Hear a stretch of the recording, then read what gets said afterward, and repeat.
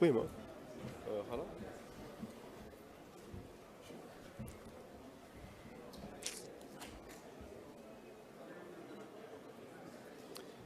en fait wala ma ñaata noo koy papa c'est gênant en fait il faut mu am tous les noms.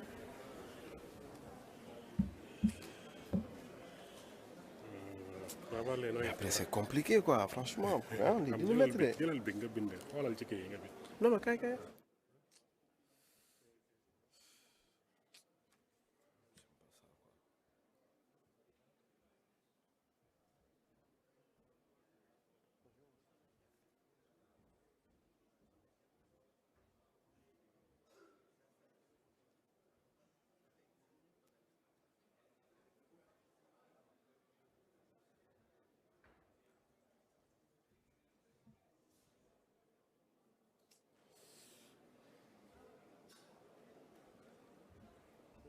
Regarde.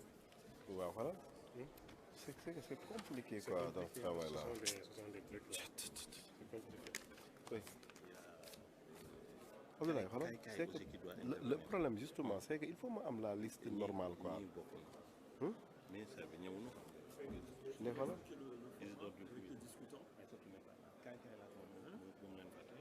bon ministère bi ñëw léegi kon c'est le DG de Sénégal numérique ak kan.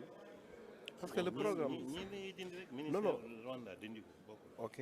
donc ministère des finances ils sont là donc bàyyi donc tu peux marquer ça ministère des finances.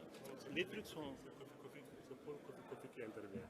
C'est ce qu'elle a dit hein. non kooku lii moo la ngi nii. waaw loolu ça n'a rien à voir. Le ministère des finances. avant le panel. tout de suite. non loolu c'est pour le PAENS bàyyi leen ko non loolu kenn ko annoncé. Attends. Pour le PAENS. Ah, le panel, pour moi, le panel. Non, non, t'inquiète, ils nous ont trop fatigués. Ça. Ministère du budget, Ibrahima Faye moo leen représenté fii ministère du budget. Mais c'est vrai, dama bëggoon annoncé fekk am na ñu ma annoncé fekk ñu ngi fii toog waa ji. mais def nañ seen tour ba pare. tu peux faire un. waaw moom laa la wax les panélistes sont là les invités sont là maintenant tu annonces la pause café. Les gens vont aller prendre la pause café. Non, pause café bi ça avec nous. waaw. dëgg la. Ok c'est bon. ñii c'est des intervenants plus Kay c'est tout. Maintenant Kay kan la tu peux faire. Mais c'est quoi Kay? Kay kan la. c'est Mamadou Djigo. nga ñëw fii nga ñëw nii. où sont-ils Mamadou. fii la war a ñëw fii. waaw fii mën na ñëw. C'est grave, lii c'est pas évident parce que lii quand c'est pas écrit après c'est compliqué quoi. waaw moo tax ma lay jiite nii. c'est bon. C'est pas bon. c'est Mohsen na. mais Ousmane bañ nga jël kii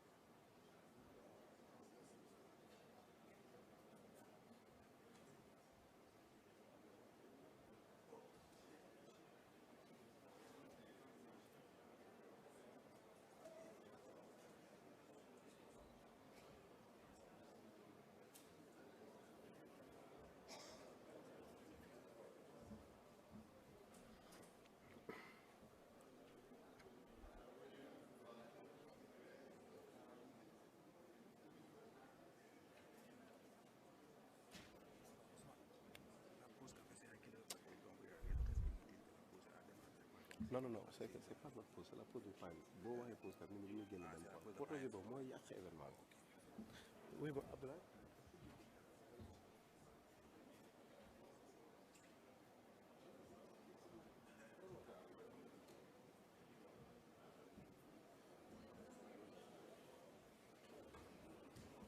xoolal regarde Ablaye attention xoolal moo waroon nekk fii li may bañ na ni bañ ko tudd fekk ñu koy quoi non Jules de Champ bi laay wax ne ko fi xam nga wala bàyyi ci l'autre son rek c'est bon waaw merci beaucoup C'est bon? Merci infiniment pour votre attention. Nous allons donc enchaîner avec la suite des travaux. Avec ce panel sous thème 3, la digitalisation des services administratifs, état des lieux et perspectives. Et chaque fois qu'on parle et qu'on pense transformation digitale, on pense d'ailleurs à l'administration électronique parce qu'elle a un impact réel sur le vécu des usagers, d'autres disent des clients de nos administrations. C'est très important. Ça nous permet de faire un tour de la question par rapport à ce qui se fait au Sénégal, mais également à l'échelle africaine. Et on a la chance d'avoir les autorités autorisées pour parler d'un tel sujet en nous donnant des éléments concrets, des éléments d'appréciation. On va faire un état des lieux, mais également on va passer sur des perspectives à l'heure où au Sénégal on parle énormément de transformation digitale ces jours-ci. Et ce panel sera modéré par notre ami Mohamed Diawara, qu'on a l'immense honneur de retrouver pour cette 7e édition. Il était avec nous l'année dernière lors de la 6e édition. Et donc pour les panélistes, nous avons M. Isidore Diouf, directeur général de Sénégal Numérique SA, au nom donc du ministère de la Communication, des Télécoms et du Numérique. Nous devons avoir, au nom du ministère des Finances et du Budget, Ibrahima Faye, le directeur de la Direction du traitement automatique de l'information. Est-ce que M. Faye est là? M. Ibrahima Faye. Nous avons, et il est déjà là avec nous, pour le compte de l'Agence de développement local, M. Maketal Diallo, chargé du programme numérique e-territoire. Pour le compte de l'UMOA, nous avons notre ami Paul Kofi, que l'on remercie infiniment. Il était hier aussi avec nous sur le présidium pour la cérémonie officielle. Pour le compte du ministère de l'économie, du plan et de la coopération du Sénégal, Mme Julde Soumaré, directrice du développement du secteur privé. Est-ce qu'elle est avec nous, Mme Julde Soumaré? Elle n'est pas là. Très bien. Nous avons aussi M. Ignace Ndiaye, expert en digitalisation.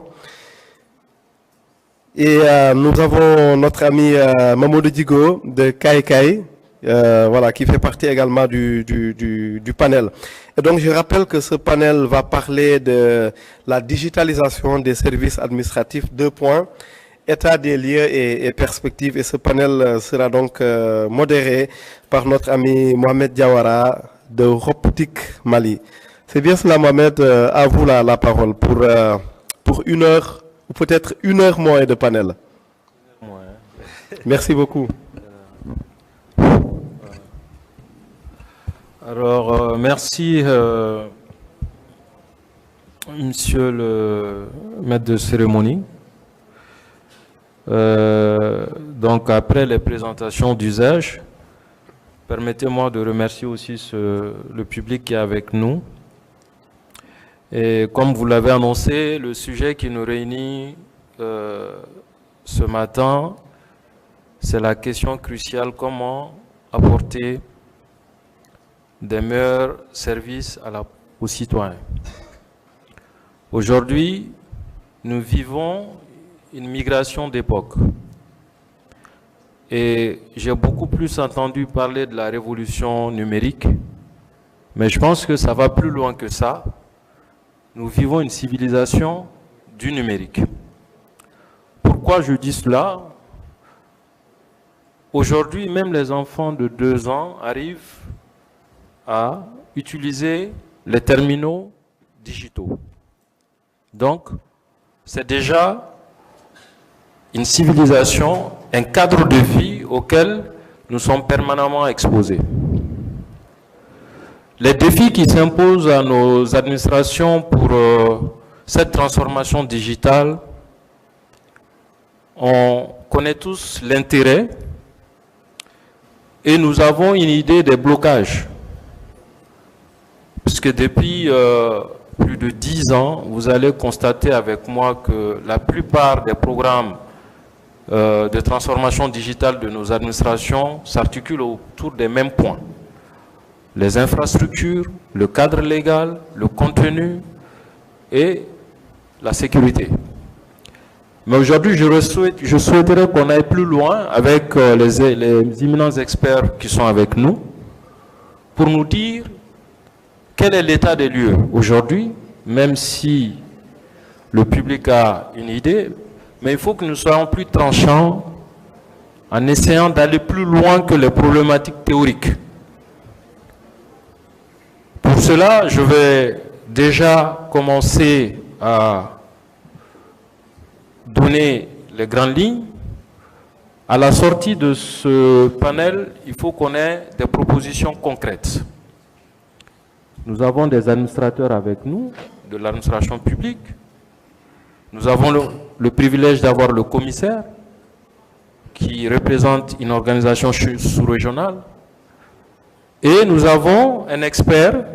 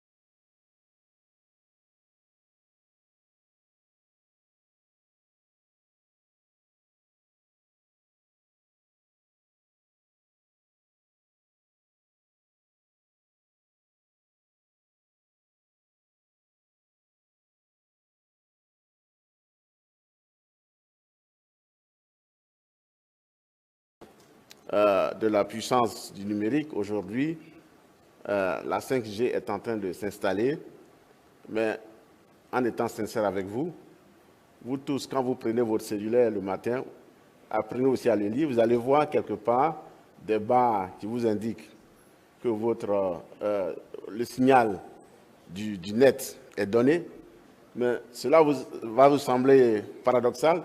Tous les pays ne sont pas au 5G. Même dans un pays, vous allez aller dans des zones, vous allez voir 3G, Vous allez voir 4G et vous êtes surpris. Ça veut dire quoi? Bon, je ne vais pas polémiquer avec les opérateurs, mais beaucoup de choses se disent, mais nous n'y sommes pas encore. Ça veut dire quoi? Si on veut accélérer, il faut que nos capacités, j'allais dire, de transmission, de communication, c'est comme une autoroute. Un embouteillage sur une autoroute, c'est pire qu'un embouteillage sur une voie normale. Parce que là, vous avez toutes les voies qui sont obstruées, vous ne pouvez pas bouger. Et tout récemment, il y a eu un bug sur les câbles, des câbles qui ont été sectionnés, et vous avez vu comment nous avons souffert sur l'accès à l'Internet. La troisième chose, ce sont les usages du numérique, et notamment, comment est-ce que les populations, les ménages et les entreprises peuvent utiliser justement ces infrastructures dans un cadre juridique pour, n'est-ce pas, faire usage de cette technologie. Donc, premièrement, nous tous aujourd'hui, nous avons des smartphones avec nous.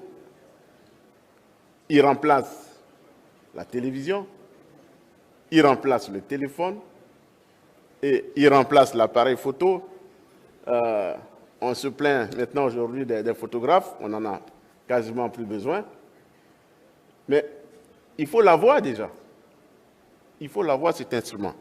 Et c'est un élément très positif pour la zone, monsieur le modérateur, c'est que sur les 130 millions d'habitants que nous avons dans la zone UMOA, nous avons 110% qui ont le cellulaire. Ça veut dire quoi?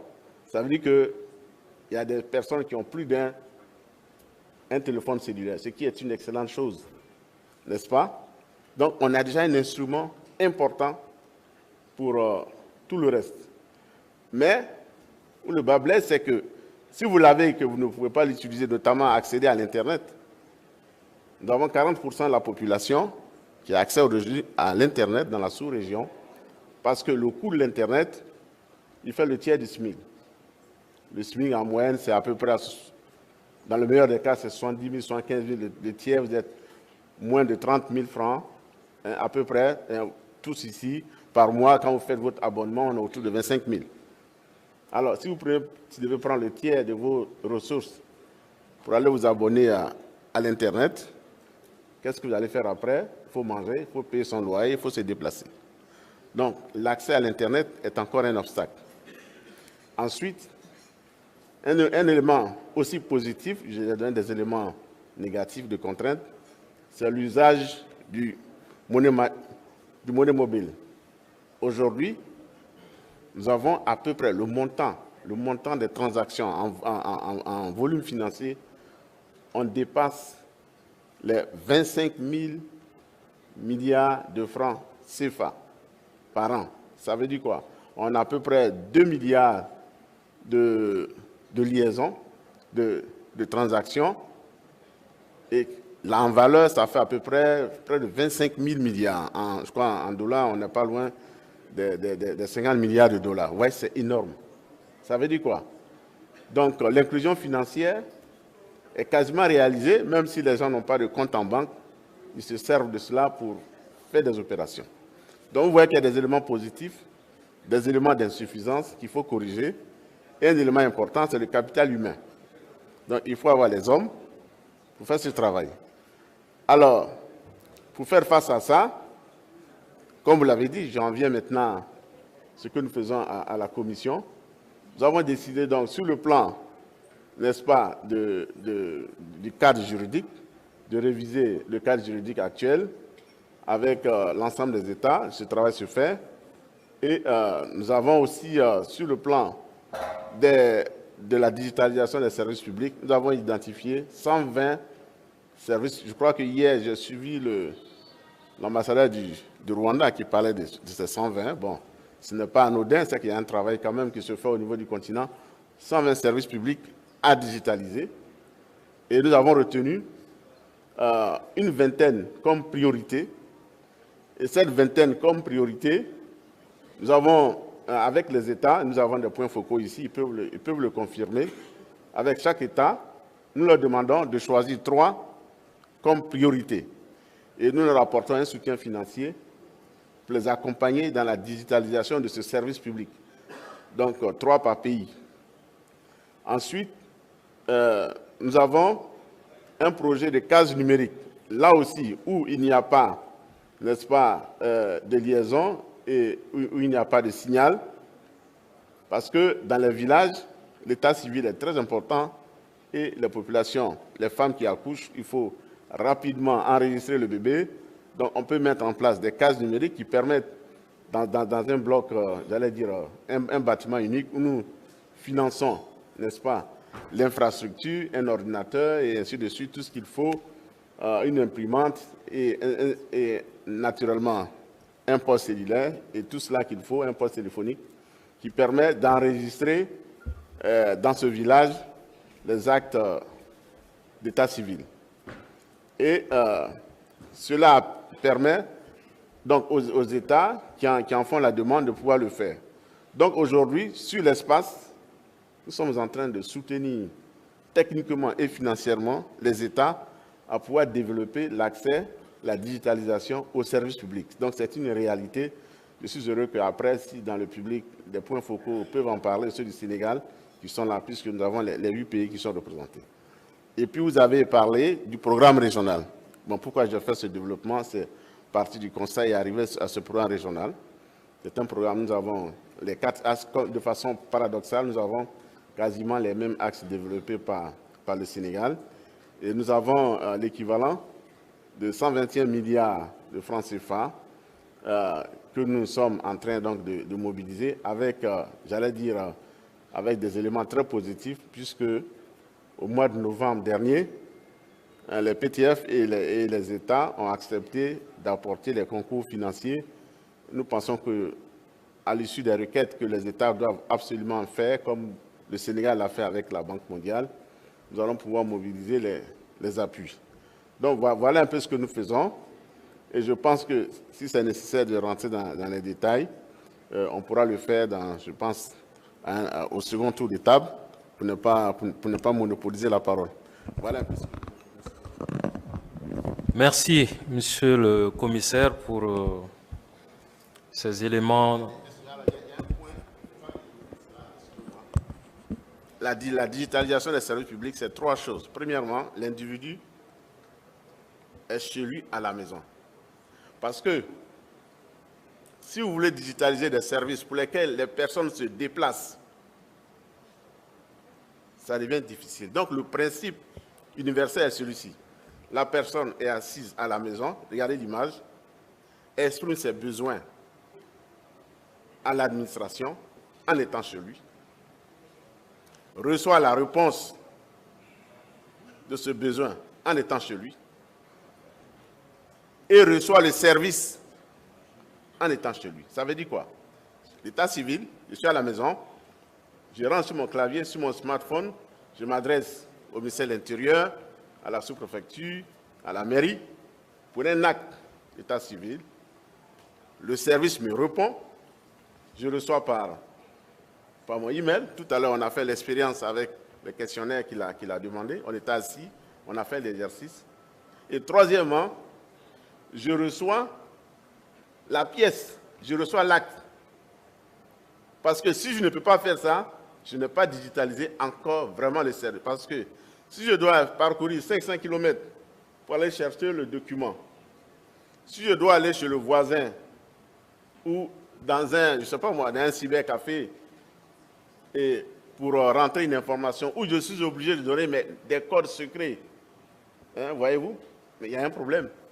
Il y a des cyberattaques aujourd'hui, voyez-vous.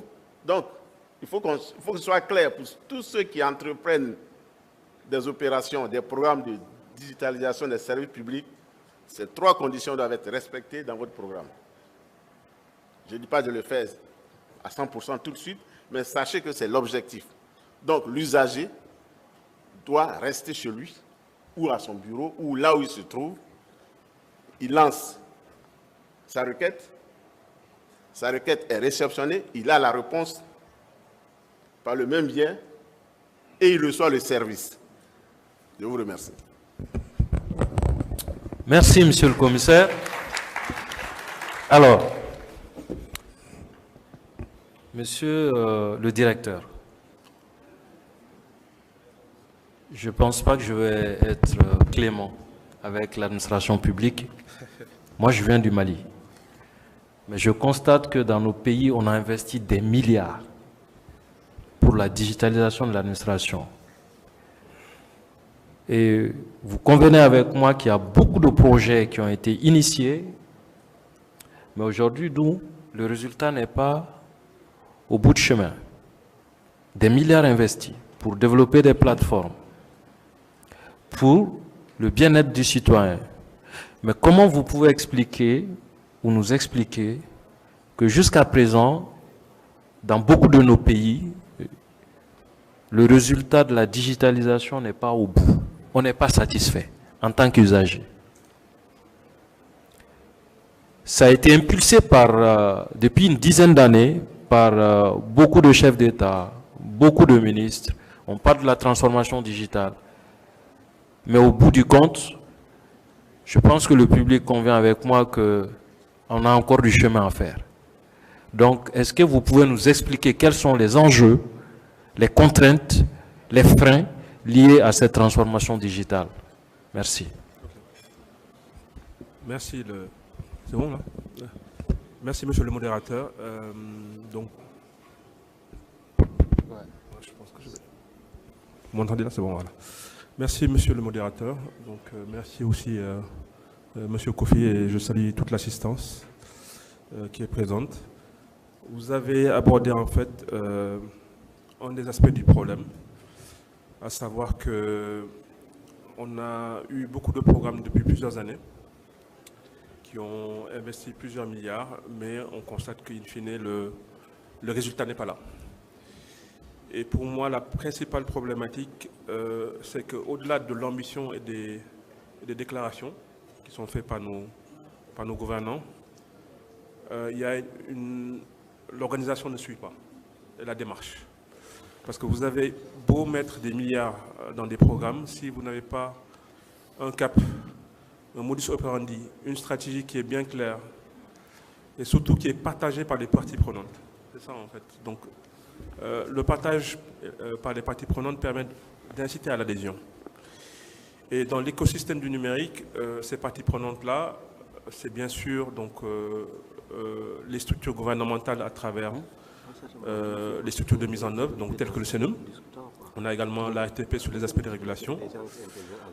Mais il y a également tout l'écosystème, parce que sans l'écosystème numérique, avec ces startups et ces SS2I, vous ne pouvez pas mettre en œuvre concrètement en fait, votre plan de dématérialisation.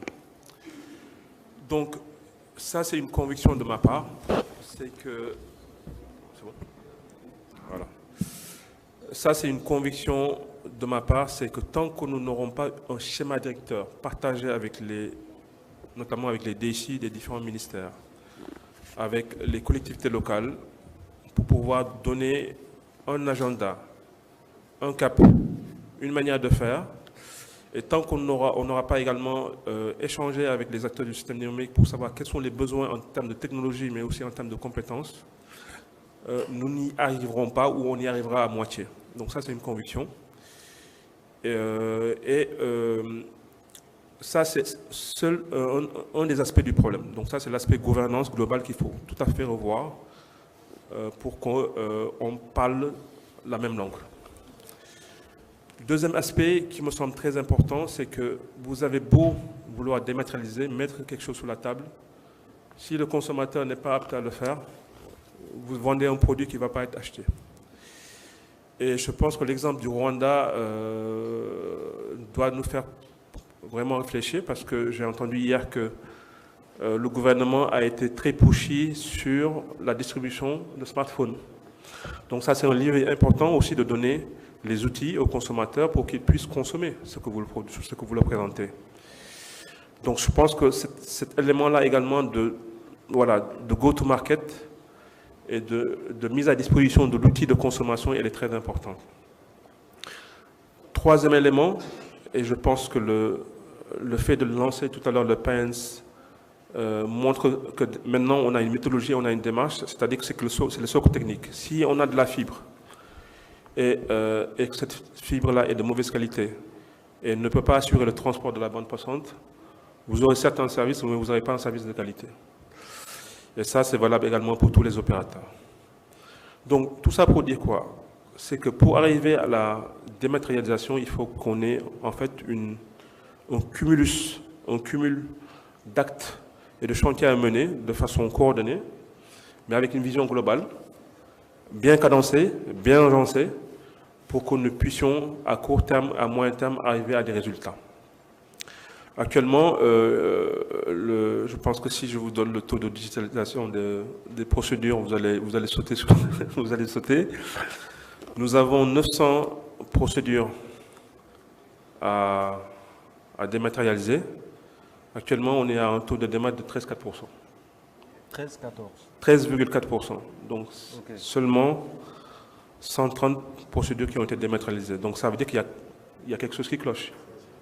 Il y a un problème. Donc, ces problèmes, c'est ce que j'ai énuméré. On a déjà l'aspect de pouvoir s'organiser en termes de ressources compétentes et de pouvoir justement délivrer. Mais il y a aussi le fait qu'on a des programmes qui sont menés par-ci, par-là, à travers les différents ministères, sans pour autant qu'on ait une vision globale, sans pour autant qu'on ait un système d'entonnoir justement qui permet de centraliser et de mettre l'argent là où il faut. Donc je pense que ce sont ces préalables-là qu'on doit poser. Et le CNUM, avec tous les acteurs du numérique, justement s'évertuera à mettre en place justement ce socle d'organisation de base qui permettra justement de dérouler et de délivrer dans un temps acceptable, tel que demandé par le président de la République, le stock de procédures actuellement là qui nous reste. Merci, monsieur le directeur. Donc, vous confirmez qu'il y a des lenteurs. Tout à fait. Et pourtant, aujourd'hui, on parle d'accélération. Et les facteurs pour faciliter cette accélération, j'ai retenu 2 points. Vous avez parlé de la résistance au changement, parce qu'il y a des obstacles. Tout à fait. Et vous avez parlé du problème aussi de conduite du changement. Parce que si tous les acteurs ne partagent pas la même vision, ce problème de gouvernance, on peut se permettre de penser qu'il y a un problème de conduite du changement. Parce que la plupart de nos projets au sein de nos espaces, c'est qu'on ne prend pas assez en compte la conduite du changement. Parce qu'il faut que les différents acteurs soient prêts à ce changement. Il faut qu'il y ait une motivation réelle pour que ce changement puisse être opéré. Donc, on va, au moment de la synthèse, prendre ces points-là en compte. Mais je dis, au départ, vous savez, j'ai rappelé les 4 points essentiels de nos politiques. Maintenant, c'est devenu, on peut le réciter, hein. C'est toujours autour de l'infrastructure, le contenu, le cadre réglementaire. Mais c'est toujours la même chose. On n'a même plus besoin de payer des consultants pour venir les faire, hein. On les connaît tous maintenant. Mais pourquoi on a du mal à avancer? Donc, ça me permet, avant de revenir à vous, de rebondir sur le chef de département numérique de l'Agence de développement. Quel est aujourd'hui le niveau d'aménagement du territoire? Parce que tout à l'heure, nous avons mis beaucoup de griefs sur l'infrastructure et je savais que ça allait venir, hein. Mais concrètement, est-ce que vous pouvez nous parler un peu du e-territoire? Le degré d'aménagement du territoire, le degré d'usage de ses habitants sur ces territoires, sachant bien qu'il y a une fracture entre, je ne connais pas toutes les villes du Sénégal, mais quand je prends le Mali, le Burkina et le Niger, ce n'est pas que l'AES, hein, mais je veux dire, on n'est pas au même niveau d'usage par rapport à la population et au volume de couverture de ces populations. Est-ce que vous pouvez nous en dire plus? Le degré de couverture, la maturité des populations ou du citoyen par rapport à la consommation du numérique. Merci.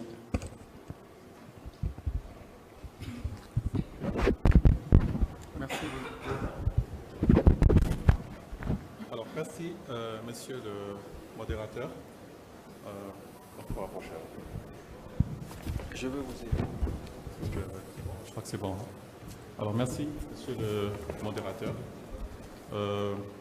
Concernant l'aménagement numérique du territoire au Sénégal, le numérique au niveau des territoires, je pense qu'on n'a pas besoin d'études pour pousser pour savoir que ce n'est pas vraiment une réalité, la transformation numérique au niveau des collectivités territoriales. Déjà, au niveau de l'administration, il y a des efforts à faire. Donc, au niveau des territoires aussi, c'est le cas. Il y a vraiment aussi des choses à faire sur ce point-là. Et n'empêche, les acteurs de la décentralisation, les acteurs au niveau des territoires sont très intéressés sur ces questions du numérique. Et ça, c'est extrêmement important pour apporter des solutions, pour apporter des changements par rapport à leur politique au niveau de leur territoire. Et c'est ainsi, au niveau de l'Agence de développement local, donc qui est une agence d'exécution, nous sommes chargés de mettre en cohérence les actions de développement local au niveau des territoires, parce que nous avons constaté que, et c'est peut-être une réalité africaine, les initiatives sont éparpillées, il n'y a pas de cohérence, chacun fait quelque chose dans son coin. Donc nous, en tant qu'agence d'exécution, nous sommes chargés de mettre en cohérence les actions de développement local. Et de manière spécifique, nous sommes chargés de fédérer les projets et programmes et de mettre en cohérence les actions de développement local. Ça, c'est la première mission. Nous sommes chargés de promouvoir et de vulgariser les outils de planification. Mais aussi, nous sommes chargés de capitaliser les bonnes actions. C'est extrêmement important. Parce que dans le contexte du nouveau régime où on parle de rationalisation, etc., l'agence de développement local peut vraiment être un réceptacle de l'ensemble des bonnes pratiques et qui pourra être pérennisé au niveau des collectivités territoriales. L'autre aspect, c'est la mission numéro 4. Nous sommes chargés de constituer une base de données sur les collectivités territoriales et c'est à travers cette mission-là que nous avons lancé à travers le label e-territoire, que je vais revenir davantage tout à l'heure. Nous sommes aussi chargés d'appuyer les structures nationales dans leur mission de développement local. Donc chaque acteur, chaque structure de l'État intervient dans un territoire bien déterminé. Actuellement, nous sommes dans la commune de Ngor, dans la ville de Dakar. Donc chaque structure a quelque part des activités qui sont liées dans le domaine du développement local. Nous sommes chargés de les accompagner. Et enfin, nous sommes chargés aussi de faire le suivi et l'évaluation, notamment des fonds transférés. Donc chaque année, l'État du Sénégal fait des transferts de fonds, de dotation, le fonds d'équipement des collectivités, le budget consolidé d'investissement. Et nous devrions donner une visibilité à l'État central pour une meilleure prise de décision par rapport à ces différents aspects. Donc revenons par rapport à e-territoire concrètement.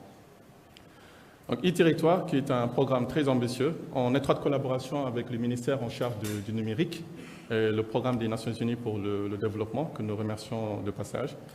L'objectif de ce programme consiste à renforcer la gouvernance, à renforcer le management au niveau de collectivités territoriales qui sont au nombre de 600 environ au Sénégal, à travers le numérique.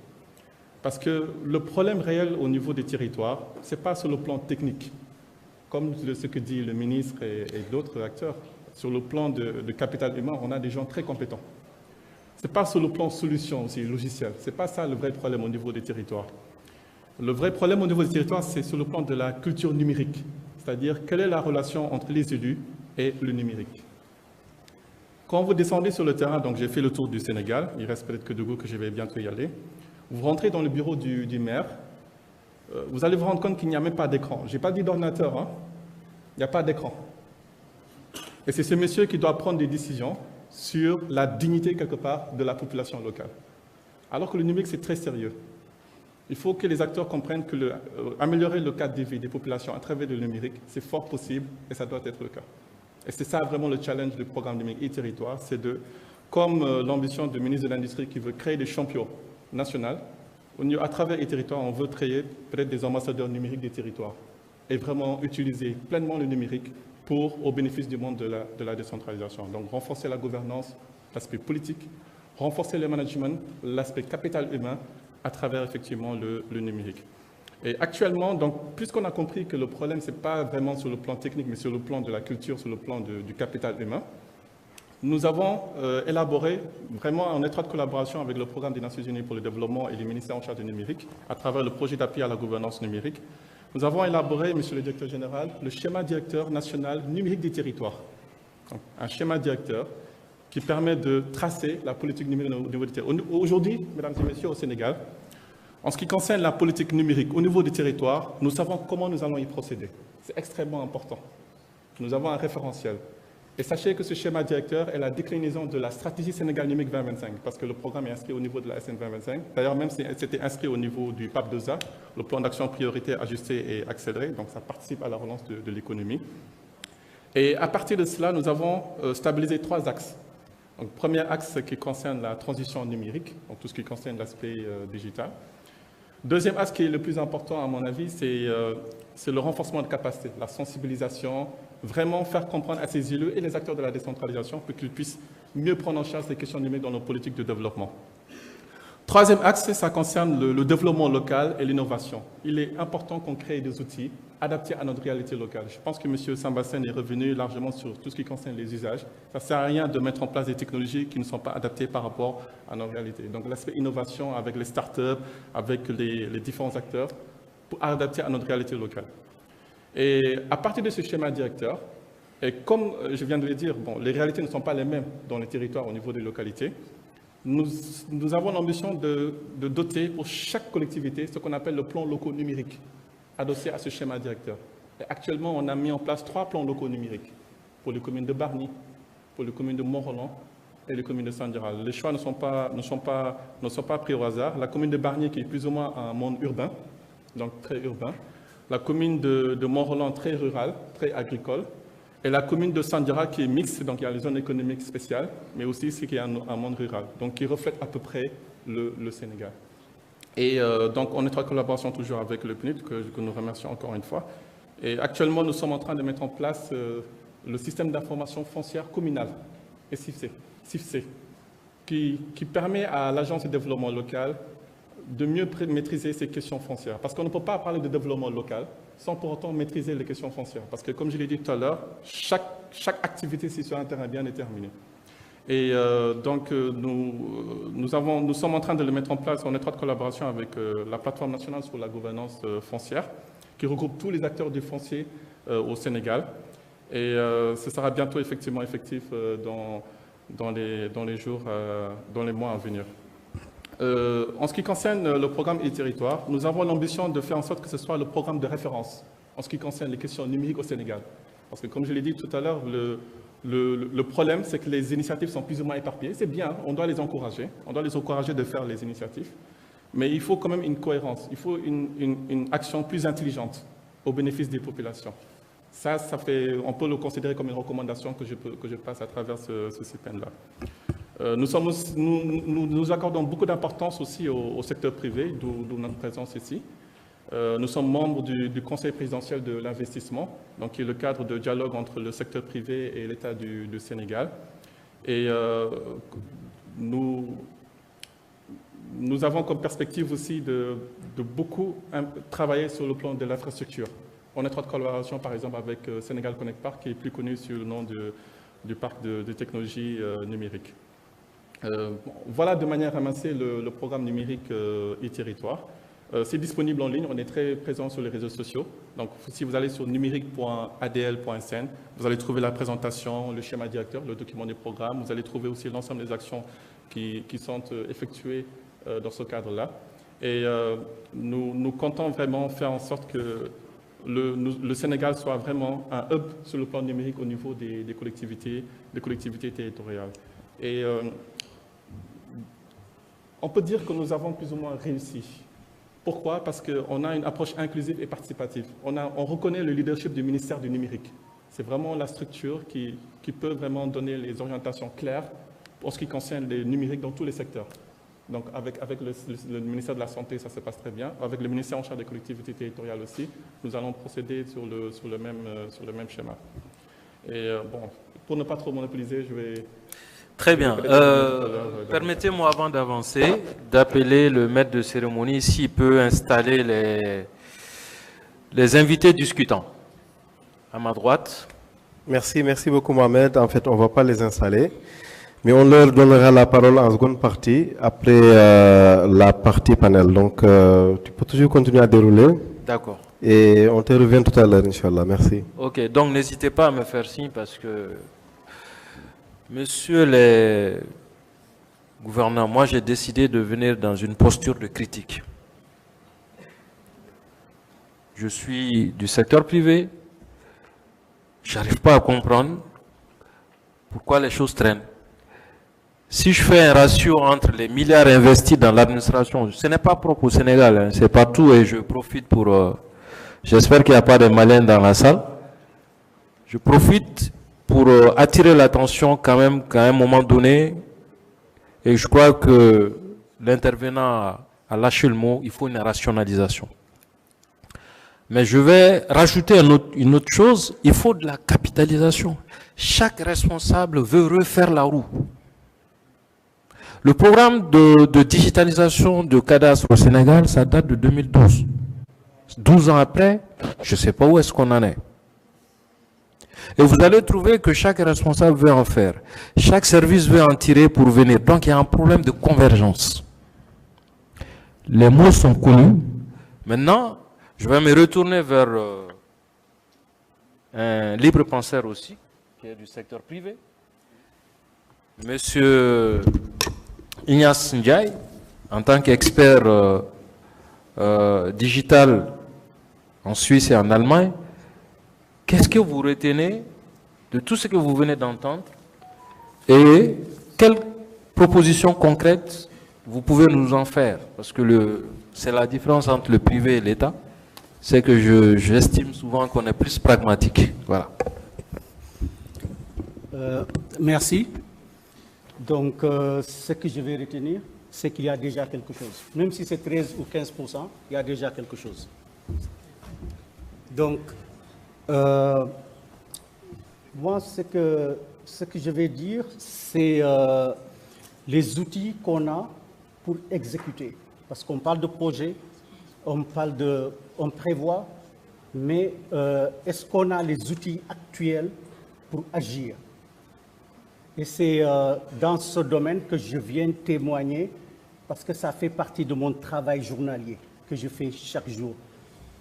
Donc, je suis spécialisé sur les échanges de données informatisés, donc les EDI, les EDI.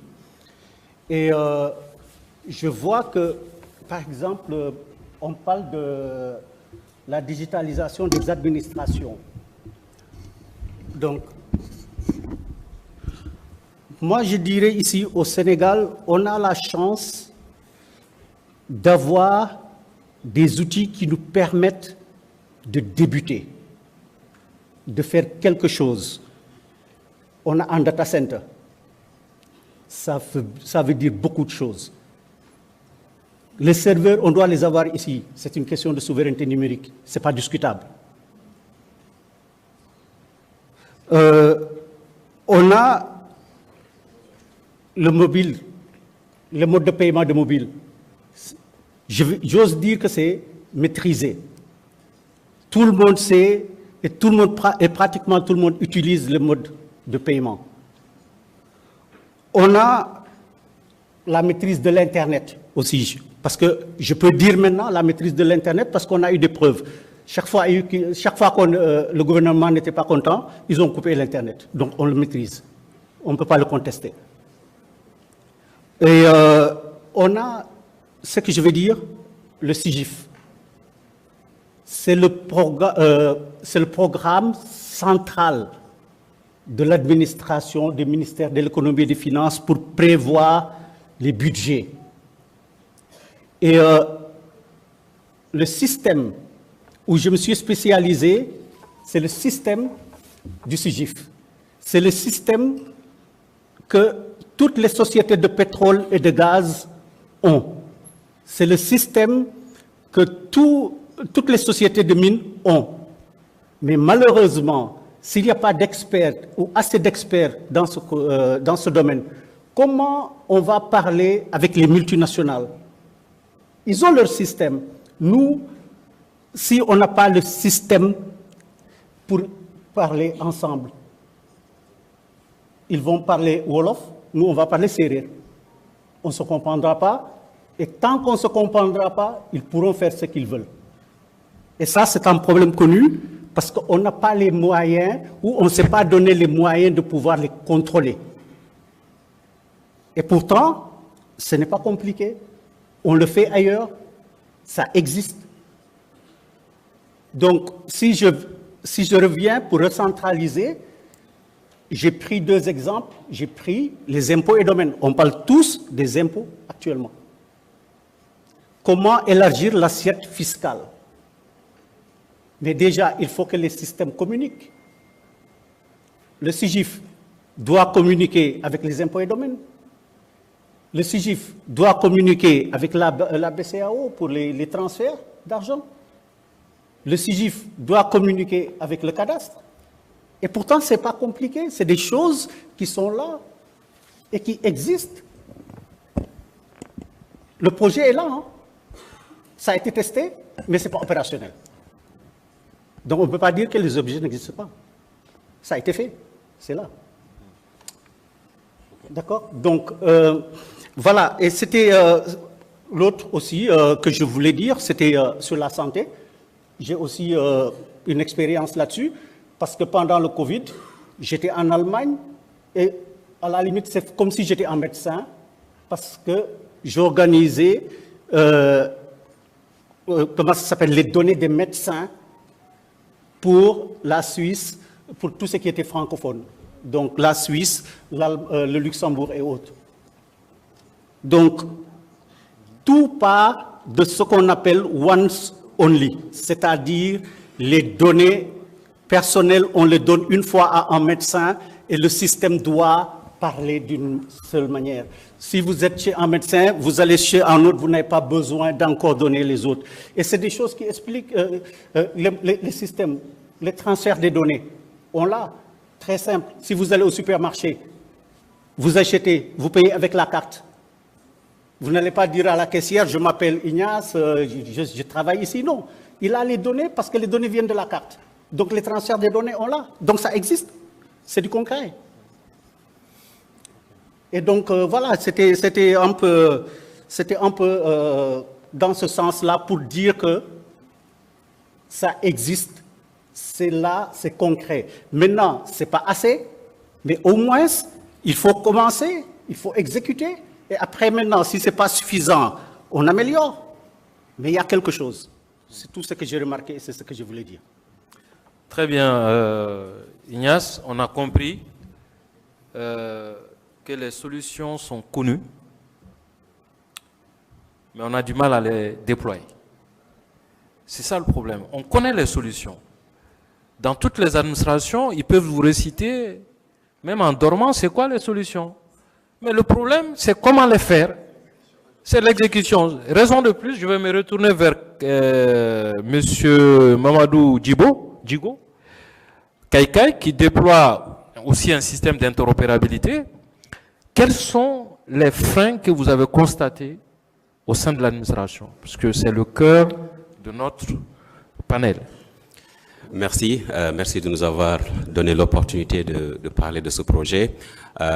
Nous, on n'implémente pas de solution. En fait, c'est un projet qui a été financé par la coopération allemande, la GIZ, pour démontrer l'interopérabilité des systèmes d'information sanitaire ici au Sénégal.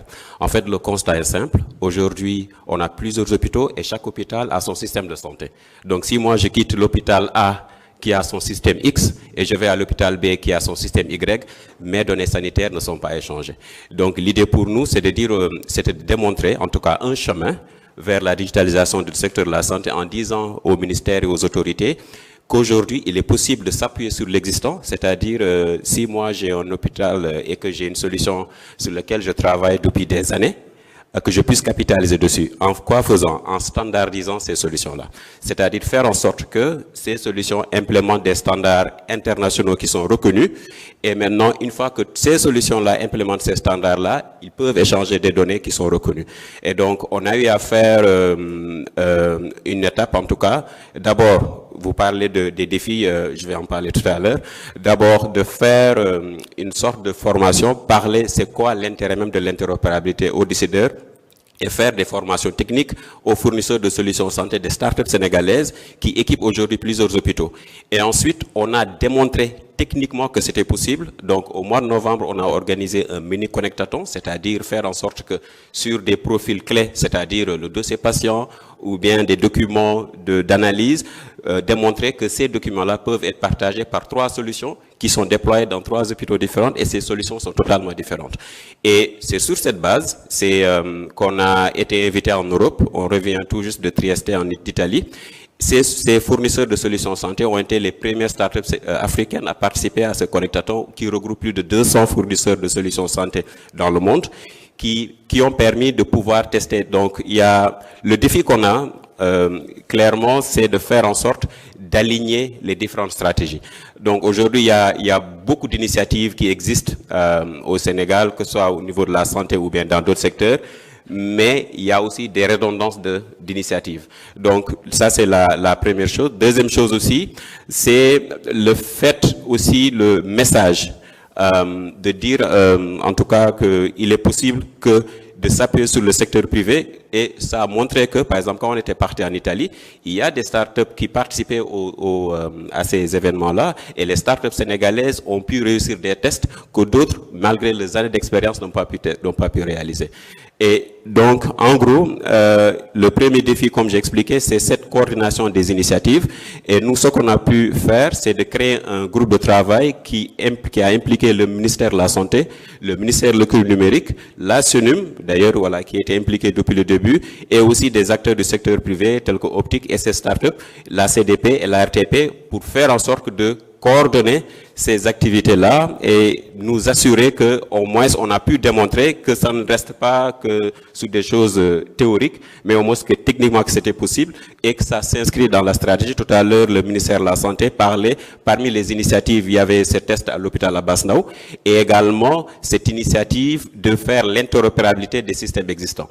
Et pour nous, c'est ça la clé, c'est comment faire en sorte de nous appuyer sur le système existant, sachant qu'on a un secteur privé aujourd'hui qui est techniquement prêt et aussi on a des ressources humaines aussi qualifiées pour y participer. Bon, la salle a compris, hein, vous savez, ils font un tour, ils tournent autour du pot, personne ne dit la vérité. Vous me permettez l'expression? Permettez-moi l'expression, mais moi je veux juste vous raconter une histoire. J'avais un projet de digitalisation d'un service public. Je vais être très court, pour que vous compreniez quels sont les freins. Et il va falloir que les responsables commencent à intégrer ces facteurs parce que c'est ce qui va nous permettre d'aller et d'avancer pour aller au bout. C'était un projet de gestion de courrier. On voulait juste dématérialiser la gestion de courrier. Et à chaque fois que je venais le matin, j'étais chef de projet à l'époque, la secrétaire, pendant 2 jours, elle ne me parlait pas. J'ai cherché à comprendre pourquoi celle-là, au début, elle était tout gaie. Elle me dit, bon, 2 jours, je venais, je pouvais passer 4 heures juste à causer avec elle. Elle m'a dit, mais vous m'avez fait perdre un pouvoir. Parce que elle, chaque directeur qui amenait son dossier ou chef de département, elle avait le pouvoir de garder le dossier pendant le temps qu'elle voulait. Donc, les gens étaient obligés, comme vous le savez, hein, comment ça se passe, les gens étaient obligés de s'acquitter. Elle m'a dit, mais tu m'as déjà privé de ça? Tu m'as privé d'un pouvoir, tu m'as privé des revenus. Bon, des revenus, j'espère que vous n'avez pas retenu. Hein. Voilà. Donc, voilà les vrais freins de l'administration et il faut avoir le courage de l'affronter. Il faut avoir le courage de l'affronter et de trouver des solutions alternatives à ces problèmes. Malheureusement, le temps est parti. Je vais vous laisser chacun 1 minute pour faire la synthèse et donner des solutions concrètes aux problèmes. Mais je reste sur ma faim parce que je pense que le public à qui on va passer la parole tout à l'heure vont compléter ce que je n'ai pas osé le dire. Voilà. Merci. On commence par vous, monsieur le commissaire.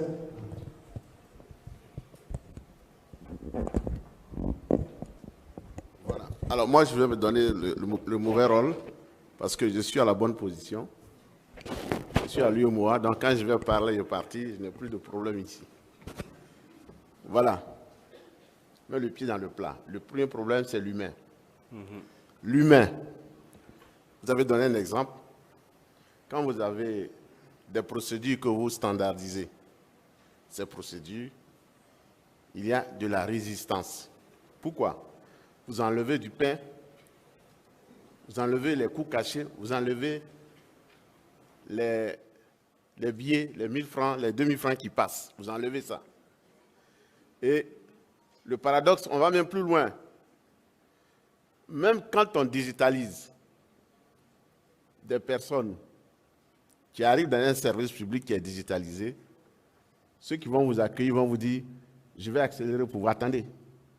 C'est tellement simple à faire, mais la personne va vous compliquer les procédures. Vous venez chercher votre passeport qui est prêt. On va vous dire que le directeur n'est pas là, celui qui doit signer n'est pas là, mais moi je vais faire très vite pour que vous l'ayez. Alors que c'est déjà digitalisé, c'est déjà dématérialisé. Vous allez aux impôts, à la douane, c'est la même chose. Donc le premier facteur, c'est l'exemple que vous avez donné de cette dame, c'est l'humain. Donc nous-mêmes, nous sommes réfractaires à la digitalisation parce que nous tirons des bisbilles de la situation habituelle. Donc, il faut corriger cela en agissant sur les hommes. La deuxième chose, c'est quelque chose de très paradoxal. Même ceux qui veulent digitaliser perdent du pouvoir. Parce que vous avez donné l'exemple d'un directeur, d'un DG, de tout ce que vous voulez. Il le faisait sans digitalisation. Aujourd'hui, on se passe de lui. Je vous ai dit, vous restez à la maison, ou vous restez où vous êtes, même dans votre voiture, vous allez à la plage, vous devez pouvoir faire une réservation de vol, une réservation d'hôtel. On se passe de tout ce monde-là qui le faisait. Donc vous enlevez des ressources à des gens, et j'allais dire, il faut intégrer cette dimension. Ça, c'est la deuxième chose. La troisième chose, c'est au plan institutionnel. Les ministères de la communication et du numérique sont instables. Moi, je fais le tour des 8 États. Dans une année, je peux avoir 2 ministres du numérique et de la communication. Et pire, les gens confondent la communication et le numérique. Pourquoi diantre on met toujours ces 2 ministères ensemble? C'est un gros problème. Et quatrièmement, le ministre du numérique n'a pas autant de poids pour s'imposer aux autres. Je peux vous assurer, tout ce qu'on a fait là, les beaux plans, les beaux ceci, vous allez voir dans les cérémonies publiques, tout ce que vous voulez, inauguration, lancement, des ministres de différents ministères arrivent derrière le ministre du numérique. Mais quand ils rentrent chez eux, le pouvoir du ministre du numérique, les autres n'en veulent pas. Donc, on va lui mettre des bâtons dans les roues. Regardez dans les pays, pourquoi est-ce que les autres ministères sont aussi stables? Vous allez, le ministère des Finances sont un peu plus stables, ils vont faire 2 ans, 3 ans, mais celui du numérique, moi je vous dis, parce que c'est un pouvoir qu'ils ont, et ils le savent très bien. Et enfin, les GAFA, qu'est-ce qui se passe? Les pays veulent récupérer les taxes.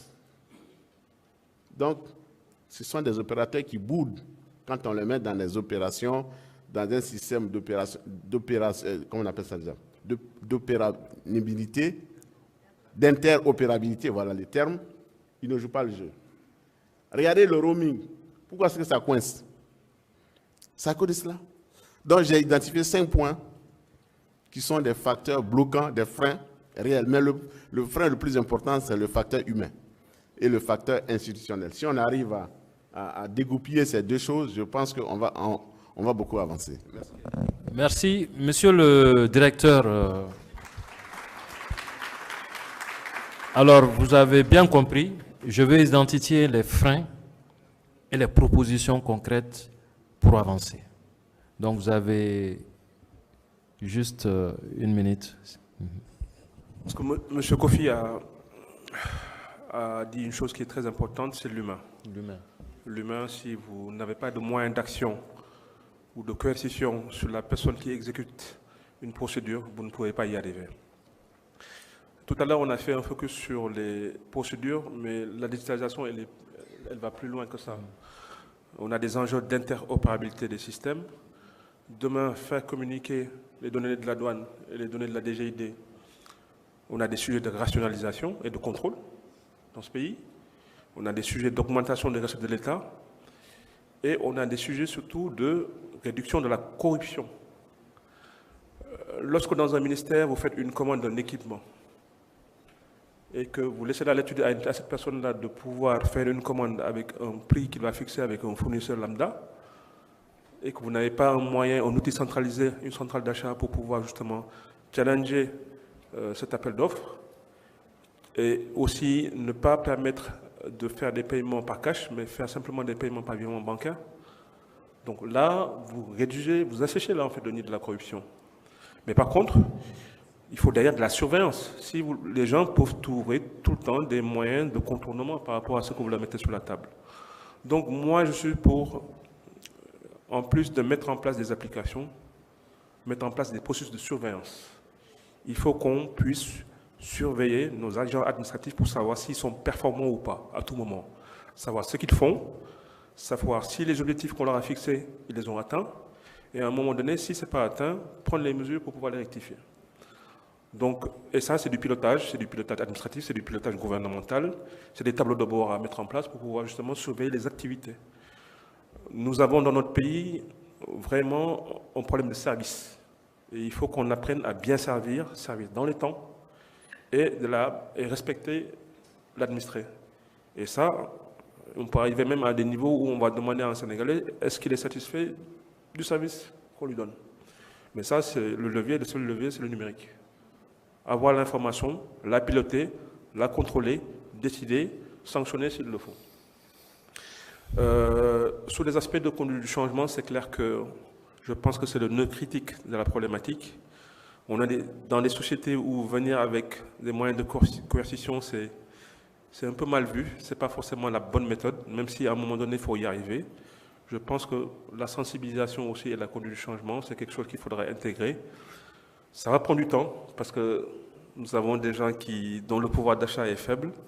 Et voilà, avoir des éléments de contournement constitue pour la plupart un moyen complémentaire de salaire. Mais à un moment donné, si nous voulons développer ce pays-là, il faut travailler sur plusieurs aspects, bien payer les personnes, pour ne pas justement qu'ils soient enclins à pouvoir utiliser d'autres subterfuges pour pouvoir faire des compléments de salaire, et surtout verrouiller les outils pour que lorsqu'on met en place quelque chose, les moyens de contournement soient qu'il y en ait le moins possible, et aussi mettre en place des plateformes de surveillance de l'activité et des résultats.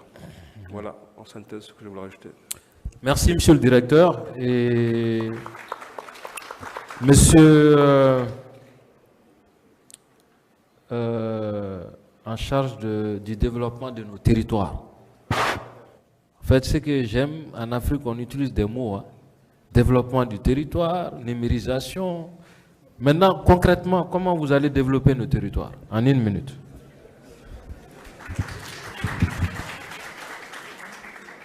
Merci, monsieur le modérateur. Je pense qu'avec les CIPEN, on est là pour dire la vérité. Il faut dire la vérité. Ce que vous dites là, c'est ça. C'est-à-dire qu'on est là pour dire la vérité et chercher des solutions concrètes. Je peux dire quand même quelque part que, en tout cas au Sénégal, hein, que l'espoir est permis avec le nouveau régime, le nouveau pouvoir en place. Si vous regardez par exemple l'ordre protocolaire dans le décret de répartition des services, le ministère en charge du numérique est placé quand même de manière non négligeable. Ce n'était pas le cas auparavant. Auparavant, c'était littéralement le dernier. Ça, c'est une très bonne chose. L'autre aspect, le nouveau ministre en charge du numérique, qu'on lui souhaite vraiment très bonne chance, c'est, comme on le dit, un homme du sérail. C'est quelqu'un qui connaît le métier. Ce n'était pas le cas auparavant, mais ça ne veut pas dire qu'il faisait du bon boulot quand même, à mon avis, hein, les autres ministres. Mais le fait déjà qu'il y ait quelqu'un qui connaît le métier, je pense que ça pourrait quand même faire avancer les choses. Nous avons un nouveau directeur général aussi de SENEN, qui est vraiment dans les milieux aussi. Je l'ai dit tout à l'heure, le discours que vous avez fait lors des passations était très rassurant. Nous suivons vraiment ces activités. SENEN, c'est vraiment une icône dans le domaine du numérique au Sénégal. En tout cas, à notre niveau, au niveau de l'ADEL, on est rassuré par rapport à ces différents actes. Donc je pense que l'espoir est permis, en tout cas pour le secteur privé. C'est pourquoi, permettez-moi, au nom du directeur général de l'Agence de développement local, M. Djamé Signaté, m'a chargé de vous transmettre un message. En ce qui concerne en tout cas le secteur privé national, l'Agence de développement local est vraiment dans la disposition pour renforcer et accompagner le secteur privé.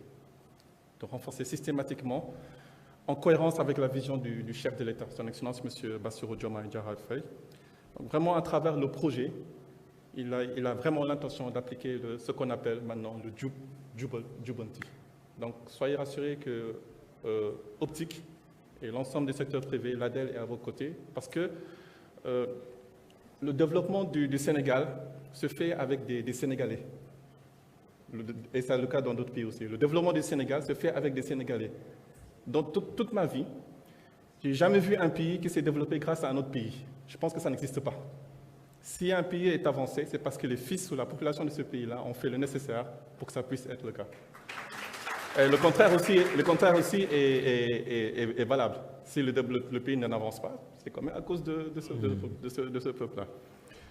Même le Japon qui a reçu le plan Marshall, mais tout le monde sait que c'est les Japonais qui ont fait le nécessaire pour atteindre le niveau que nous connaissons. Donc, si nous voulons avancer effectivement, c'est ça avec le secteur privé national. En tout cas, nous, à l'ADEL, nous ferons le nécessaire. Et c'est le cas aussi dans le domaine de l'industrie, dans le domaine de l'agriculture, on a des initiatives très ambitieuses. Ce sera le cas par rapport à ces différents aspects-là. Le ministre en charge du numérique a demandé qu'on présente de fortes recommandations à travers ce CPN-là. Et je vais en profiter pour peut-être en citer très rapidement 3 ou 4 recommandations.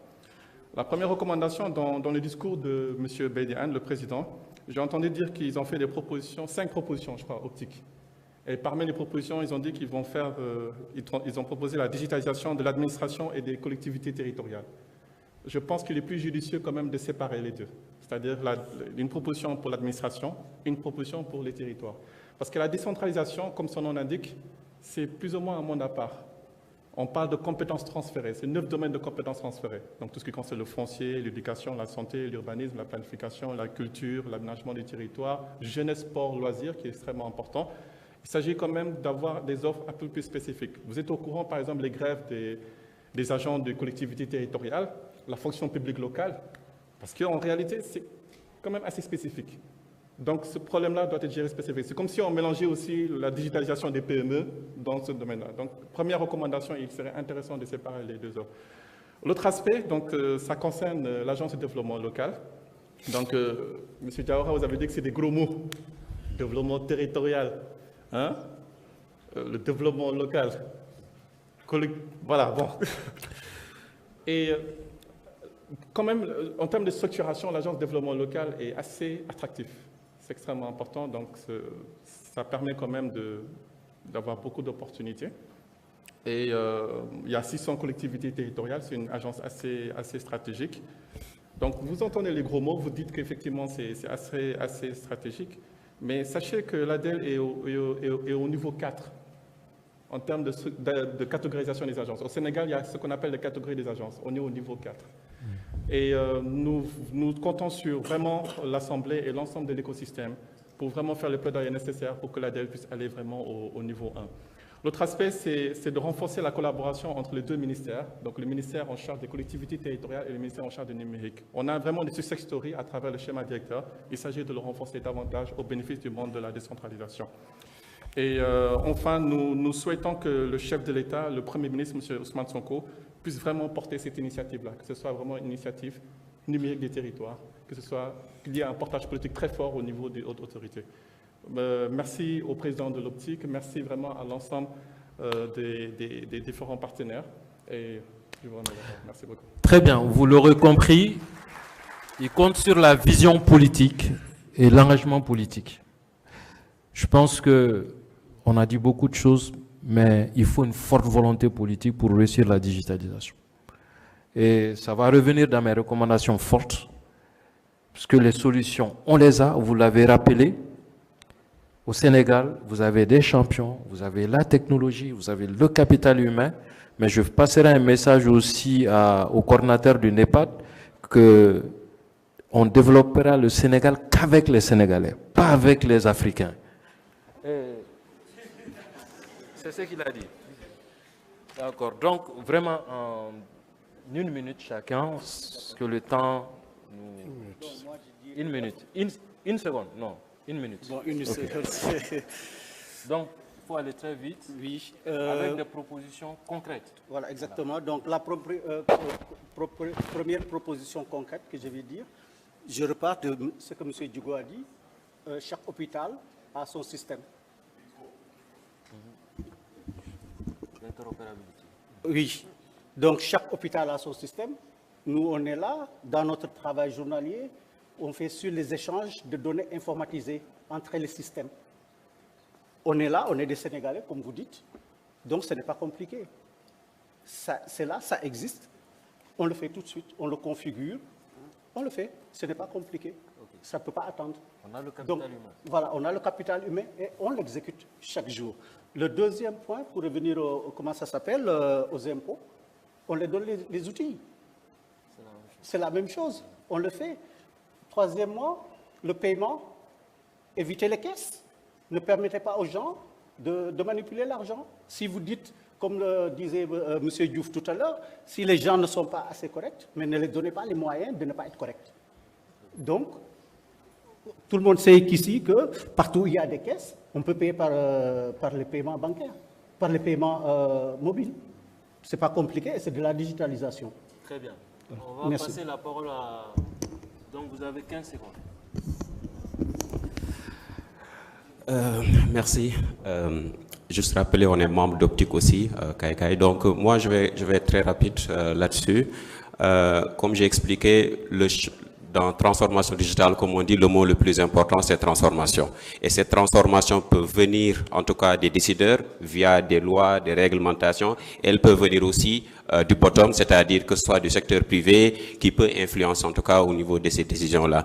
La deuxième chose, c'est que l'interopérabilité se base sur des standards et ne s'arrête pas uniquement sur la santé. Aujourd'hui, le Bénin nous montre la voie avec le X-Roads, mais cela aussi suppose une coordination à l'échelle régionale, un cadre réglementaire. Et je vais terminer par une anecdote.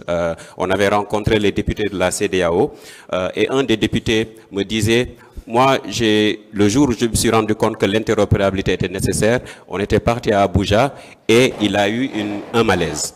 Donc, il a eu un malaise, les gens ont pris son téléphone, ils ont vu la dernière personne qu'il a appelée, c'était sa fille.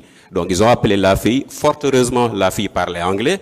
Et la fille aussi avait des connaissances médicales et commençait à donner des informations sur son dossier médical. Il est atteint de ça, il est atteint de ça, il est atteint de ça. Donc, ils ont pu, avec ça, faire le soin qu'il faut. Mais il disait, mais imaginez, s'ils n'avaient pas joint ma fille, si ma fille ne comprenait même pas anglais ou bien n'avait pas ces connaissances-là, qu'est-ce qui serait arrivé?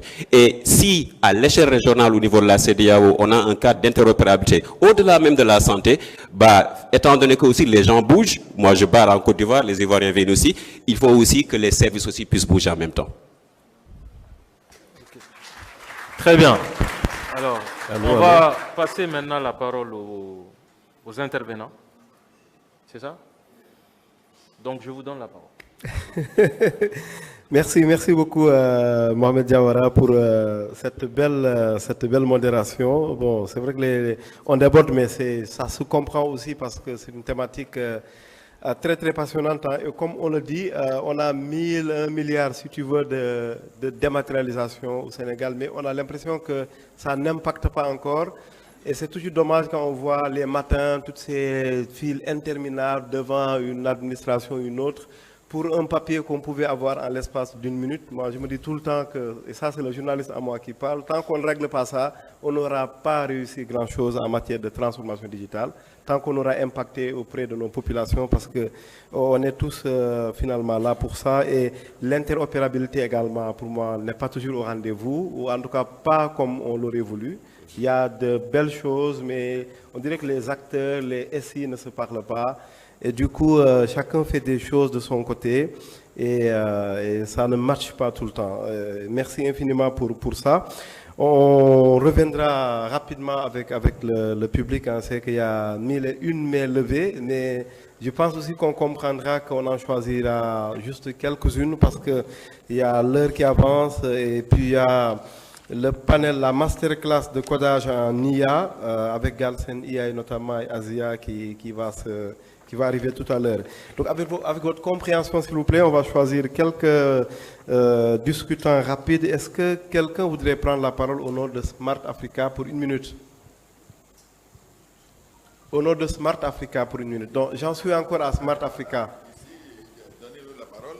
Mais 1 minute, s'il vous plaît. Oui, merci bien. Une minute, s'il vous plaît. Ok, Raman Kouferidi du Bénin. Et je voudrais juste apporter un élément pour dire tout ce que nous faisons. Il y a une insuffisance de communication, d'éducation du peuple. Donc c'est un élément qu'il faut intégrer en pilier. Souvent d'habitude, qu'est-ce qu'on fait? C'est juste pour le petit décor. Donc il n'y a pas une information, une éducation à long terme par catégorie de population. C'est un élément. Tout à l'heure, le commissaire faisait savoir qu'il faut avoir la connexion. Il faut avoir la capacité chez soi. Mais il y a un problème du coût de communication. L'accès, qui est un élément fondamental. Maintenant, le matériel informatique, on ne détache pas, qui coûte cher. C'est des éléments déjà qui bloquent tout le reste des services. Maintenant, formation autour de tout ça. Et bien, le problème de financement est sacré. Il faut accompagner le secteur privé national. Il faut savoir qu'à chaque État, il faut des fonds audacieux. Aujourd'hui, nous rentrons dans la stratégie de l'IA. Et nous voyons comment les puissances mettent des moyens énormes. Nous risquons d'être encore une phase de domination à travers ça. Si nous ne prenons pas conscience, mobiliser les moyens pour soutenir le PPP intelligent. Merci bien. Merci, Mohamedou Salah à côté. Après, on passe la parole à Aruna Diallo. Oui, Mohamedou. Une minute, hein? Oui. Oh, c'est dommage. On se rattrapera c'est sur dommage. les autres panels. Parce que je suis ingénieur dans les trois domaines du numérique, électronique, informatique, télécommunication. Je suis l'éternel étudiant. Je suis un physicien. J'ai travaillé en Afrique en tant que directeur technique de la PANA à l'échelle de toute l'Afrique. J'ai fait le tour de l'Afrique et j'ai monté plein de choses dans le domaine de l'électronique et des télécoms. Puis une trentaine d'années à Atos où j'ai fait partie des référents experts dans le domaine de la cybersécurité de tout le groupe et de la transformation digitale. J'aurais pu répondre aux questions là. Monsieur le modérateur, la vérité, je vais vous la dire. Avant de vous la dire, on va parler de souveraineté numérique. J'entends parler de souveraineté. Il n'y a aucun pays qui est souverain numériquement, que le soit dans un data center ou non. Je ne vais pas citer les critères, mais l'un des critères, c'est quoi? Exercer les droits régaliens dans le cyberespace. Il n'y a aucun pays. Aujourd'hui, ce sont les grands groupes transnationaux. Un des défauts des Africains et des Sénégalais en particulier, c'est tout le temps de pointer le doigt sur l'autre. Ce qui nous arrive, c'est nous-mêmes. Moi, je vous ai dit, je suis éternel étudiant. Quand je suis allé à Atos, vous savez maintenant, dans les universités, les professeurs du numérique, ce n'est pas les profs d'informatique.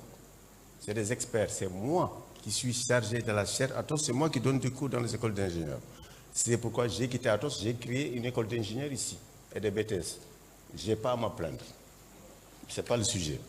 Mais ce que je peux vous dire, aujourd'hui, la vérité c'est quoi? Ici en Afrique, il y a deux défauts. Déficit. Au niveau organisation et au niveau technique. On n'a pas la masse nécessaire de compétences. Bon, je vais aller vite quand même. Je ne vais pas traîner. Mais j'ai vu qu'on veut administrer, digitaliser l'administration. Moi, j'ai fait plein de projets. En particulier, j'ai fait pour la BNF, Bibliothèque nationale de France. Juste, je vous signale une chose. Vous savez, ce papier-là, le conserver pendant 10 ans, 20 ans, 100 ans, c'est plus facile que de conserver les deux numériques, pour X raisons. Je ne veux pas trop, si vous voulez, je rentre dans les détails. Parce que le cycle de vie de ce document suit l'évolution technologique. Vous savez très bien, ça dépend du support, ça dépend du logiciel qu'il a fabriqué. Donc, au niveau intelligibilité, intégrité du document, et je dirais sécurité du document. Pourquoi? Parce que les fonctions cryptographiques sont rapidement obsolescentes. Je suis désolé, tout ça c'est des thèmes, j'aurais pu parler pendant 4 heures de temps. Donc je passe la main, mais j'ai les réponses à tout ça. Merci, merci Mohamedou. Ingénieur, ancien d'Atos, fondateur et PDG de l'école centrale polytechnique d'ingénieurs. On va donner la parole à Aruna et ensuite à Malik Fall de Polaris. Aruna et Malik Fall ensuite. Mais en faisant très concis, s'il vous plaît, les intervenants. Bonjour, moi c'est Aruna Mbaye, J'ai 18 ans d'expérience dans les télécoms et dans le numérique. Moi, je pense que le problème de tout ce qu'on dit là, si on n'a pas des infrastructures, on ne va pas aller loin. Macron, quand il est arrivé au pouvoir, il a lancé en France France très haut débit. Il a dit que les RTC, les lignes cuivres, doivent disparaître pour qu'on fasse de l'économie. Et dans 2 départements, dans les Loire et Loire-et-Cher, où on a 553 communes, ils ont déployé la fibre optique dans ces communes-là de 2017-2018 et ils viennent de terminer. Il faut qu'on ait l'habitude de travailler en mode projet. Qu'on n'aille pas travailler après réfléchir. Il faut qu'on mette les bases d'abord. Comment on fait? On parlera de la connexion. Le commissaire l'a dit tout à l'heure, quand vous marchez dans Dakar et que vous allez voir comment la fibre optique est déployée. Vous allez, si vous êtes un professionnel, vous n'avez qu'une envie, c'est de monter sur le poteau et d'arracher le PB. Tout simplement parce qu'ils ne respectent pas les infrastructures. Une ligne, la fibre ne doit pas passer sur une ligne électrique. Il faut y avoir des commandes d'accès. Et là, nous, on ne le fait pas. Il faut qu'on réfléchisse comment est-ce qu'on va mettre des infrastructures solides dans tout le Sénégal. Le Sénégal, c'est 557 communes et 45 départements. En France, ils ont fait ça. Ce sont les départements qui ont géré le déploiement de la fibre, avec des syndicats mis en place. Les opérateurs, ils viennent une fois la commercialisation démarrée. Tant qu'on ne fait pas ça, on ne sera pas, pour moi, en mesure de pouvoir faire ça. Parce qu'il y a la cybersécurité qui arrive. Aujourd'hui, Lockbit et les autres attaquent le monde entier. Et le Sénégal n'est pas en reste. Rapidement, Arona, s'il te plaît. Ok, Ousmane, merci. Avec ta compréhension, le temps est trop serré. Malik Fall de Polaris, ST. Merci. Malik, tout à fait derrière. Merci.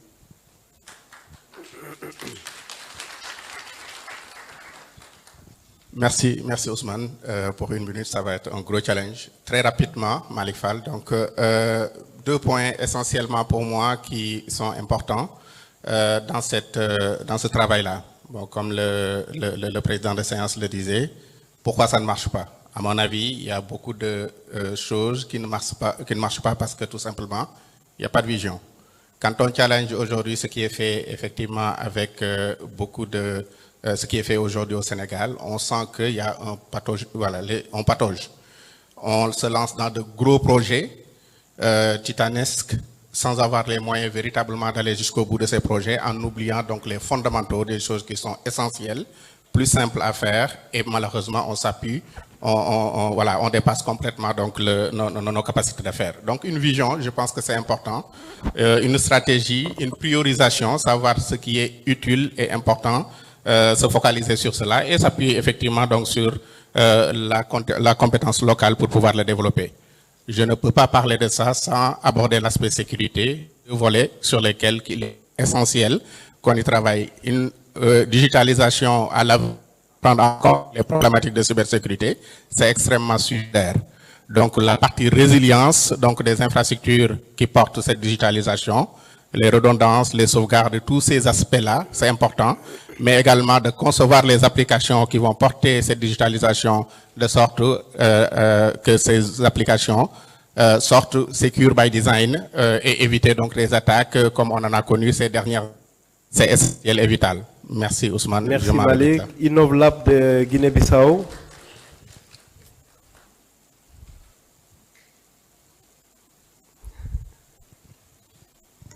C'est Claudine Cabral. Je ne vais pas trop répéter ce qui a été dit par le modérateur, mais juste pour faire un rappel rapidement, il a demandé au début qu'est-ce qui n'a pas marché, pourquoi on investit beaucoup d'argent alors qu'on ne voit pas réellement la digitalisation dont on parle.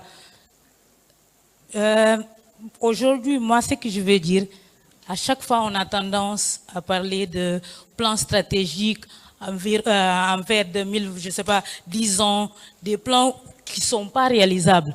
Parce que être humain comme nous sommes, ou bien africains que nous sommes, on n'est pas censé à suivre des plans tellement structurants. Ce que aujourd'hui je recommande, c'est des plans opérationnels, c'est dans l'opérationnalité. Donc du coup, on décline et on trouve des quick wins. On parle de la digitalisation. On fait un plan opérationnel de 2, 3 mois, 6 mois, rapidement. Après, on a des résultats. Mais sinon, aujourd'hui, même moi, je ne suis pas intéressé que un policier m'arrête, après qu'il me demande une pénalité à payer. Est-ce que moi-même, je vais aller payer à la caisse? Je ne suis pas intéressé. Donc, du coup, la première chose, c'est le changement de l'état d'esprit, éduquer les gens sur la numérisation, aussi impulsionner les gens à être pragmatiques. Quick wins, opérationnels, et voilà. Merci, Madame Cabral. Esthétique Togo, est-ce que son représentant est là? Esthétique Togo. Merci beaucoup. Je suis Madame Baudet du Togo. Je remercie beaucoup les panélistes et tout ce qui a été dit. Et je pense que l'essentiel a été brossé. Moi, j'insisterai juste sur l'aspect formation. Digitalisation, oui, mais il faut former derrière. Parce que quand je prends, par exemple, chez nous, on a digitalisé le service des passeports. Mais comme anecdote, avant, on avait lundi, mercredi et vendredi pour les dépôts. C'est digitalisé, mais les gens attendent toujours ces jours pour aller se connecter et faire la demande de passeport. Donc je pense qu'il faut la formation et dire à la population, montrer à la population comment on utilise les outils. Donc j'insisterai sur l'aspect formation et surtout l'aspect financier ensuite, parce que digitaliser, oui, mais ça a un coût. Il faut les moyens pour entretenir le mécanisme de digitalisation. Donc, je pense que tout a été dit et c'est juste mon apport. Merci. Merci beaucoup. Est-ce qu'on peut donner à présent la parole à Madame Nogoy Diagne, derrière l'Alliance africaine du commerce électronique, entre autres casquettes, mais vraiment rapidement, Madame Diagne, s'il vous plaît. Après, c'est la masterclass.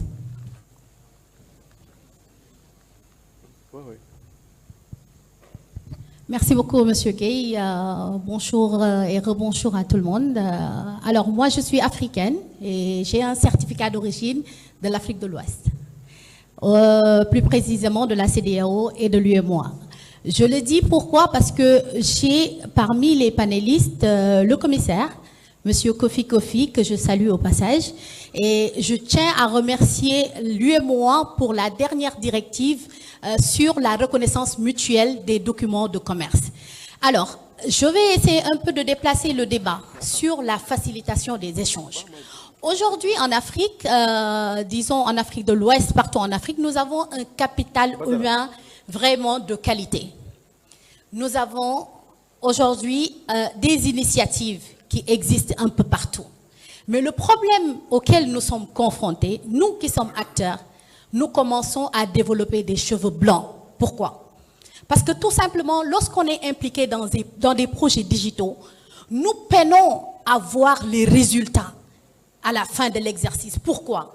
Il y a beaucoup de projets d'interopérabilité des systèmes, des douanes, qui est vieux, je pense, de 50 ans. Je me plais à ouvrir les recommandations des réunions de l'Union africaine, de la CEDEAO, de l'UEMOA. Ces projets, les recommandations de ce projet-là, ils demeurent toujours.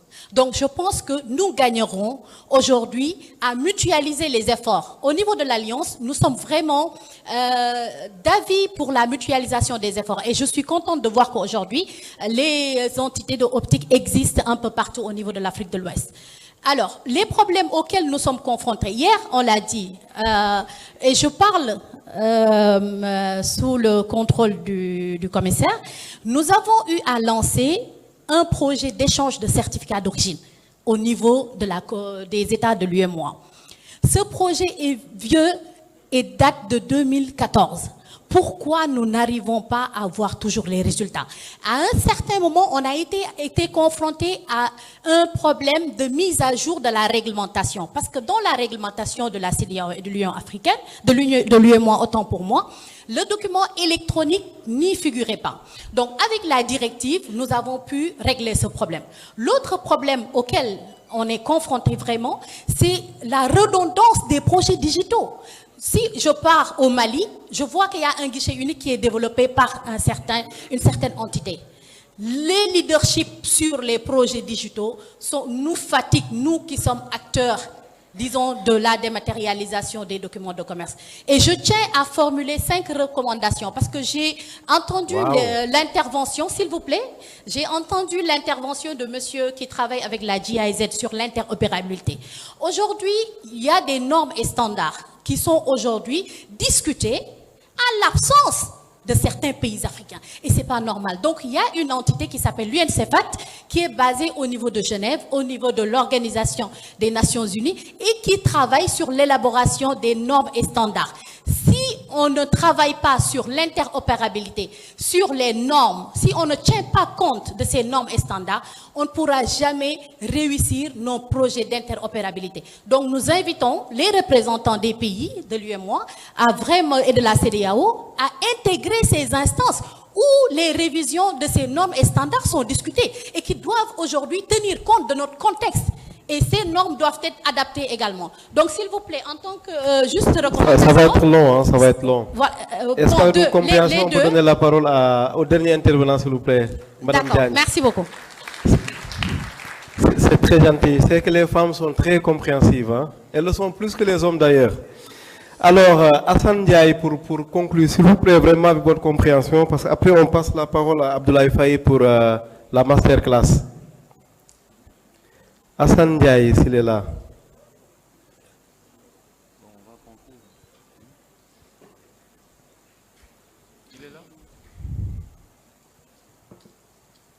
Hassan, 1 minute, s'il vous plaît. D'accord, bon, je vais même faire moins d'1 minute parce que j'ai remarqué que les anciens ont déjà parcouru les différents problèmes de la digitalisation. Bon, moi, je veux plutôt parler de la digitalisation dans les services administratifs et publics. Parce que vous avez parlé de frein, mais moi, je n'aime pas utiliser le mot frein. Parce qu'on parle d'un début à la digitalisation. Moi, je vais l'intituler problème. Vous avez parlé de 2 problèmes, c'est-à-dire le problème humain et le problème institutionnel. Moi, j'ai remarqué dans l'administration qu'en fait, il y a le problème de la connectivité en première. En deuxième lieu, il y a le problème des partages de données dans les diverses structures publiques.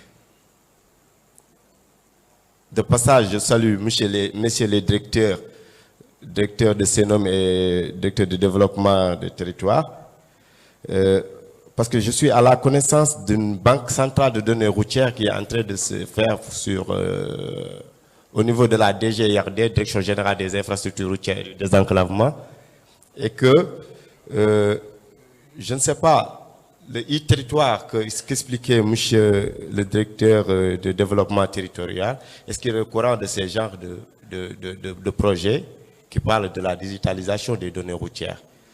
Parce que je pense que vous devez être un acteur principal via ce projet. Merci. Merci Hassan, s'il vous plaît. Je sais que vous allez me comprendre. Alors Mohamed, on te redonne la parole pour 1 minute. Et ensuite, on va recevoir Abdoulaye Faye pour la masterclass. Merci beaucoup. Hein. En fait, on a été très provocateur pour poser le débat et creuser l'abcès. Parce que généralement, on tourne autour des choses, mais tant qu'on ne se regarde pas pour se dire la vérité, on ne peut pas avancer. Moi, j'ai retenu des propositions. J'avais voulu revenir sur les points positifs, les contraintes, mais je vais aller directement à la proposition. La première chose, il faut une forte volonté politique. Tous nos gouvernants vont prôner la digitalisation, mais en réalité, tant que le premier responsable va dire « je veux ça d'ici demain », vous allez voir qu'ils vont le faire. Et on est tous d'accord qu'aujourd'hui, c'est l'une des meilleures solutions pour déjà améliorer les recettes de l'État, réduire la corruption et augmenter la productivité. Deuxième, c'est l'éducation au numérique. On l'a dit, même nos amis des collectivités l'ont répété, il y a un problème de conduite du changement. Les projets doivent au départ, prendre en compte la conduite du changement. Parce que souvent, toutes les parties prenantes ne sont pas prêtes et ne partagent pas la même vision. Donc, il faut il faut la conduite du changement dans tous les projets. L'amélioration de la gouvernance et la capitalisation. Il faut qu'on arrête de refaire la roue. Chaque projet, vous allez voir un nouveau responsable qui va se lancer pour refaire la même chose. Donc voilà les 4 recommandations issues du CIPEN qu'il faut prendre en compte pour réussir la transformation digitale de nos administrations. Merci. Merci. Merci beaucoup à l'ensemble des panélistes. Isidore Diouf, directeur général de Sénégal Numérique SA, Makital Diallo, Paul Kofi, Mohamed Diawara, le modérateur, Ignace Ndiaye et puis Mamoudou Digo. Merci infiniment à vous. Merci. À présent, on va refermer cette première partie de la journée avec la photo officielle, bien entendu. Et pendant ce temps, on va installer notre ami Abdoulaye Faye, du côté de la technique, coordonnateur de Galsen AI Lab, pour la masterclass de 15 minutes, s'il vous plaît, sur l'intelligence artificielle.